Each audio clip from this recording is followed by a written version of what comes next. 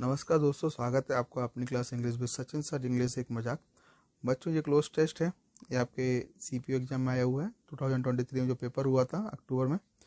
देखिए, मैंने क्या किया, एक छोटा सा प्रयास किया है। इस क्लोज टेस्ट को मैंने ट्रांसलेट कर दिया है पूरा हिंदी में, जिससे आपको थीम समझ में आए। और एक बार अगर आप इसकी थीम समझ जाओगे तो शायद आप बेहतर तरीके से आप क्या दे पाओगे, आंसर दे पाओगे। ठीक है, देखिए रीड करने का प्रयास।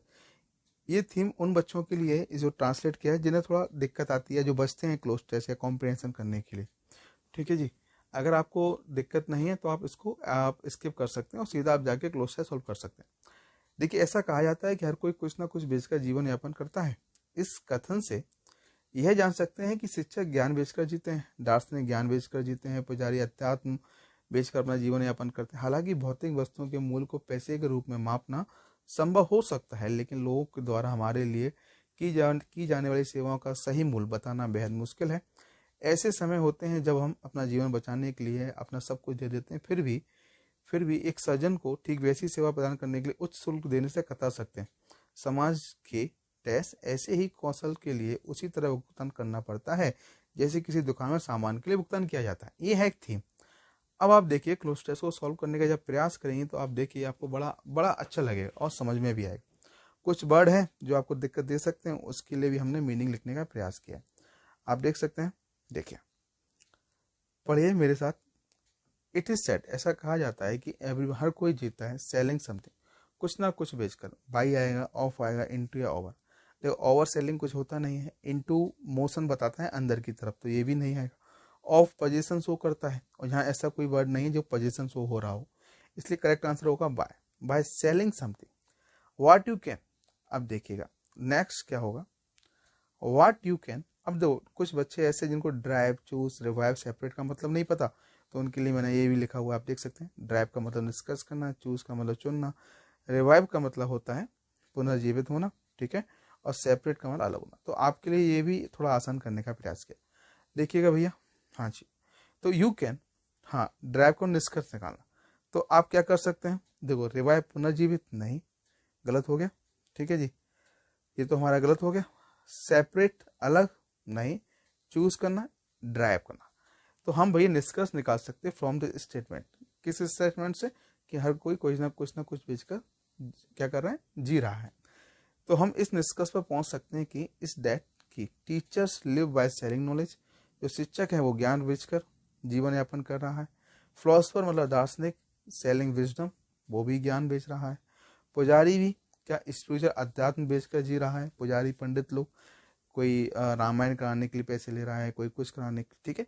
हालांकि इट मे बी पॉसिबल, ऐसा हो सकता है, to measure the value of material goods in term of money. हालांकि इट मे बी पॉसिबल, हो सकता है मेजर करना कि वैल्यू ऑफ मटेरियल गुड्स की किसमें, मनी में। इट इज एक्सट्रीम डिफिकल्ट, लेकिन डिफिकल्ट होगा टू, क्या क्या डिफिकल्ट होगा भैया।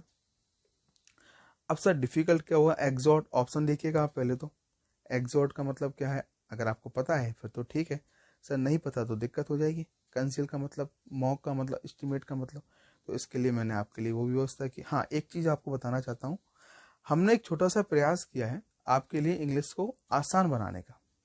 आपके लिए इंग्लिश को आसान बनाने का मैं छोटा सा प्रयास किया है। अगर हम इसमें सफल हुए हों तो कृपया वीडियो पे कमेंट्स कर देना, लाइक कर देना, शेयर कर देना, सब्सक्राइब जरूर कर दें। इससे क्या है, हमको थोड़ा मोटिवेशन मिलेगा और मैं आपकी सेवा करता रहूँगा। चलिए, एक्सटॉर्ट का मतलब धमकी देकर मांगना, कंसील का मतलब छुपाना, बताना भी नहीं आता, छुपाना भी नहीं आता। मॉक का मतलब दिखावट, और एस्टिमेट का मतलब अनुमान लगाना। अब आप खुद से सोचिएगा कि यहाँ क्या आंसर होना चाहिए, तो देखिए, ठीक है। इट इज एक्चुअली डिफिकल्ट, तो मुश्किल। अब एक्सटॉर्ट तो वर्ड नेगेटिव है, तो ये तो आने से रहा नहीं, और यहाँ छुपाने की बात तो हो नहीं रही, तो ये भी नहीं आएगा।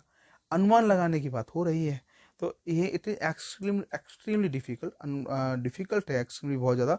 अनुमान लगाना, क्या अनुमान लगाना, एक सही वैल्यू सर्विस की, विच पीपल परफॉर्म फॉर अस, मतलब जो हमारे लिए परफॉर्म कर रहे हैं। मतलब कहने का है कि कोई मटेरियल है, जैसे आप मार्केट गए, कोई वस्तु आपने खरीदी, उसकी कोई कीमत होगी। जैसे आपने कोई कार खरीदी 5 लाख की, 10 लाख की, तो आपको पता है। कोई वस्तु खरीदी आपने 200 रुपए की, तो आपने देखा कि इसमें 150 रुपए का तो प्रोडक्ट लगा हुआ है, चलो 50 रुपए उसने ऊपर कमा लिया। तो वहां तो मेजर करना आसान है। लेकिन कोई सेवा दे रहा है, जैसे आप आईएएस की तैयारी करने जा रहे हो, तो एक टीचर आईएएस के लिए आपसे कोई पर्सनल सा कोई सब्जेक्ट का फीस मांग रहा है कि भैया 15,000 रुपये लगेगा, 20,000 लगेगा, समझ में आ रहा है, और कोई व्यक्ति 2,000 मांग रहा है।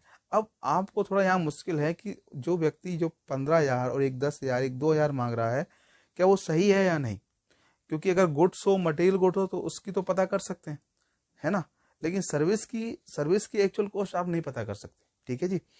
The true value of the service which people perform us, तो एक क्या है, क्या एस्टिम अनुमान लगाना, the true value of the service which people perform for us, तो ये क्या डिफिकल्ट है, it is extreme. There are times when we would, अब क्या होगा, व्हेन वी वुड क्या होना चाहिए बताइए, व्हेन वी वुड, हाँ, थॉरोली, परफेक्टली, थॉटफुली या विलिंगली, तो थॉरोली का मतलब अच्छी तरह से, कंप्लीटली, परफेक्टली बिल्कुल सही, थॉटफुली मतलब सोच समझ कर, और विलिंगली अपनी मर्जी से। तो यहाँ क्या आना चाहिए आप बताइए, यहाँ क्या आंसर आना चाहिए, बी वुड, विलिंगली, यहाँ करेक्ट आंसर क्या होना चाहिए था, विलिंगली, स्वेच्छा से हम देते हैं एवरीथिंग बी पजेस, जो हमारे पास होता है, टू सेव अवर लाइफ, अपने जीवन को बचाने के लिए, येट वी माइट ग्रेजुएट, फिर ग्रेज का मतलब अनिच्छे मतलब बिना मन के, पेइंग अ सर्जन, ठीक है, पेइंग अ सर्जन, सर्जन मतलब जो आपको ठीक करता है, आपकी जान बचाता है, save our life, yet we might, जो लिखा हुआ ना, येट वी माइट ग्रज, अनिच्छा से देते हैं,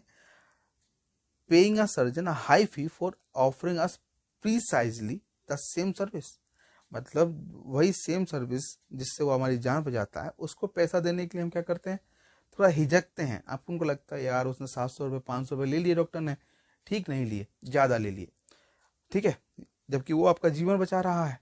ठीक है जी। The desk of society are such that skill have to be paid for in the same way that goods are paid for at a shop, मतलब क्या कह रहा है, द कंडीशन ऑफ सोसाइटी। अब सर एक चीज और बता दो हमको कि सर इंटरफेरेंस का मतलब क्या होता है, तो हस्तक्षेप करना, संबंध, कनेक्शन, ऑब्स्टिकल बाधा, और कंडीशन मतलब परिस्थिति। तो सोसाइटी की देखो इंटरफेयर नहीं होगा स्किल में, है ना, स्किल के साथ क्या इंटरफेयर करोगे आप, कनेक्शन भी नहीं होगा, बाधा ऑब्स्टिकल भी नहीं होगा। करेक्ट आंसर हमारा अकॉर्डिंग सही, हर किसी के अकॉर्डिंग कंडीशन होना चाहिए। तो द कंडीशन मतलब जो स्थिति है सोसाइटी आर सच, ऐसी है कि that skill have to be port for the same way that goods are paid for at a shop. मतलब सीधी सी बात इतनी सी है, अगर आप इसको पढ़ोगे। देखिए अब हम फिर से इसको पहुंचते वापस, तो अब आप देखिएगा, तो ऐसे की कौशल के लिए उसी तरह की भुगतान करना पड़ता है जैसे किसी दुकान सामान के लिए भुगतान किया जाता है। बस फर्क इतना है कि जब आप किसी सामान को खरीदते हो तो वहाँ आपको मटेरियल गुड्स मिल जाता है, और यहाँ पे सिर्फ आपको सेवाएं मिलती हैं। तो ये पूरा है क्लोज टेस्ट। उम्मीद करते हैं आपको समझ में आया होगा। कोई डाउट हो, कोई समस्या हो तो आप मेरे कमेंट्स कर सकते हैं, और प्लीज़ क्लास को, हाँ जी आप समझ गए मैं क्या कहना चाह रहा हूँ, शेयर जरूर कर देना। थैंक यू सो मच, इतना प्यार देने के लिए धन्यवाद, थैंक यू।